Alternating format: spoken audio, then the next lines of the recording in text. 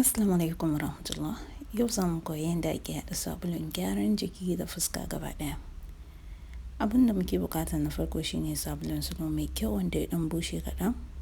Za ki juye shi a tsaftataccen kwano. Sannan sai ki sa kurkum ɗan kaɗan kamar yadda kuke gani ga amfanin suna a ƙasa. Sai ki sa garin kakao shi ma ɗan kaɗan.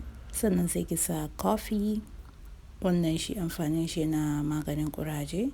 Sannan za ki sa garin ganyen dogon yaro. Sannan za ki sa sandalwood. Sannan za ki sa madara shi ma rabin ƙaramin cokali. Bayan nan za ki sa cokalin ki danna su sosai, like in kina da ɗan turmi ma za ki iya amfani da turmi ki ɗan daga shi. Bayan nan za ki sa lalle a ciki, lalle ƙaramin cokali shi ma. Sannan sai ki sa man kwakwa ko wani mai da ke da shi mai gyara jiki ɗan cokali ɗan kaɗan.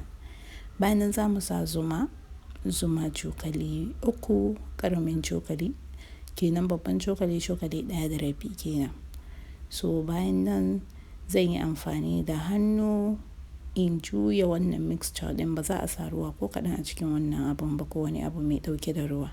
Da hannuna zan ci gaba da marza shi, ina danna shi har sai lokacin da ya kama jikin shi gaba ɗaya sosai ya fara danko hakan nan.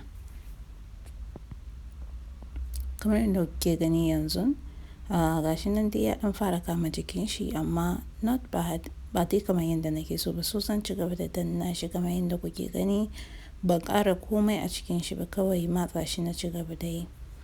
So yanzu bayan nan za ki zuba a cikin kwantena ɗinki mai kyau mai tsafta.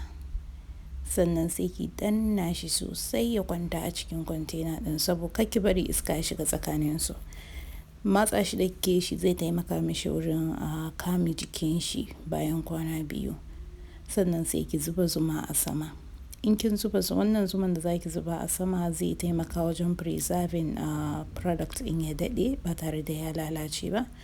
Kamar yadda ke gani, wannan shine sabulunmu da za ki ajiye shi tsawon sati 1 zuwa sati 2 kafin ki fara amfani da shi. Kafin nan lokacin ya kama jikin shi sosai da sosai, yayi za ki gan shi yana danko sosai. So idan kina so za ki sa sticker a jikin roban ki. Ni a wannan zan sa sticker saboda ya ƙara ma abun armashi sosai, yayi kyau sosai. So thank you so much. Kada ku manta ku danna subscribe kuma ku yi like ma channel ɗina. Thank you and bye bye.